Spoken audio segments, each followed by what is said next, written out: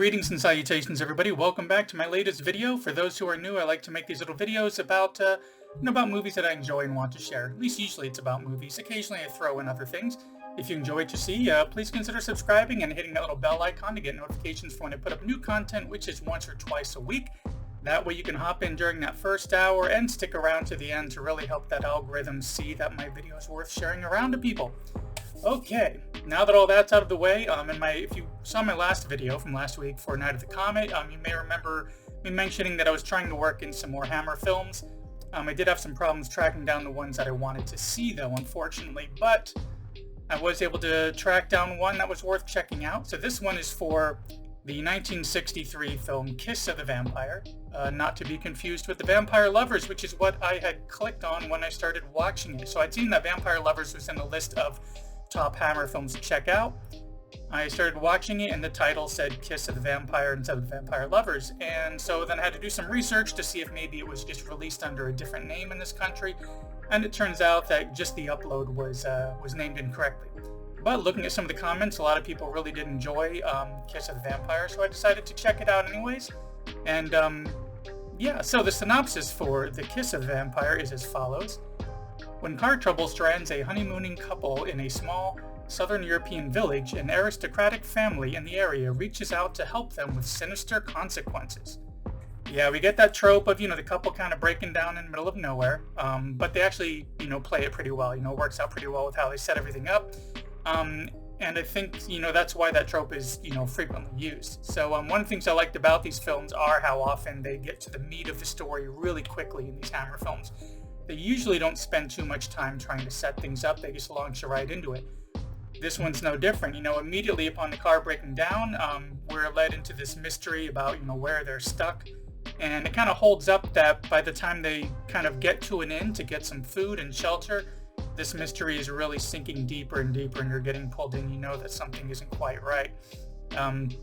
And then, of course, when they get this invite from this mysterious stranger who's wanting to have them over for dinner, it just continues to kind of open up along the way, and it just builds and builds.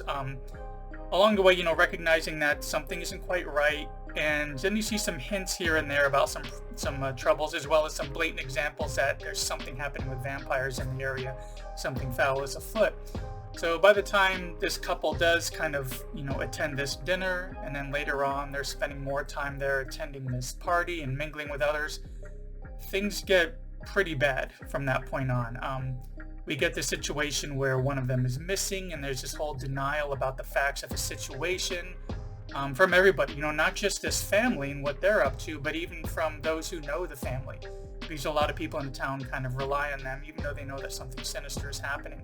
So we get this crazy vampire situation with this rich family, various of their followers. It's almost like this cult of people there in all these white robes and everything, wrapped up in this mystery that kind of culminates with, needing to rescue someone while bats. I mean, this one goes classic Hammer with several rubber bats flying into one of the closing scenes, which of course with those closing scenes it ends pretty quickly. But that's how a lot of these movies seem to be, especially when they're only around an hour and 25 minutes. We get thrown into it quick, we get pushed through it quick, and then it ends kind of abruptly. But it was still really worth checking out and was a lot of fun, even though I didn't have Christopher Lee, even though I didn't have Peter Cushing. But yeah, I went in expecting one film, which I don't think I've found that anywhere yet. I'm still trying to track that one down for the Vampire Lovers. But I ended up watching, this completely different one here with The Kiss of the Vampire. And yeah, I actually really enjoyed it. I'll even put a link to the movie in the description if you want to check it out on YouTube. But yeah, speaking of checking that out, thanks for checking out this quick video about that film. I've been really enjoying these Hammer films. Over this past year now that I've been checking them out, and I think I'm at close to 40 of those films. There have been some that didn't work out as well as others, but this is one that was just a nice, quick, fun ride with weird vampire stuff going on. And that even without Christopher Lee or Peter Cushing, it was still very enjoyable, and it's definitely worth checking out. But anyways, be sure to subscribe and like and hit that bell, because I'm trying to put up more content a bit more frequently. I put a poll up on my channel to see what kind of videos people seem to like the most. I'm getting a lot of responses about these Hammer films, as well as old titles from the 80s and 90s. Yeah, so be sure to subscribe and, follow along, because I'm going to try to get 2 or 3 of these out a week now instead of the 1 or 2, see if I can kind of ramp up production a bit more.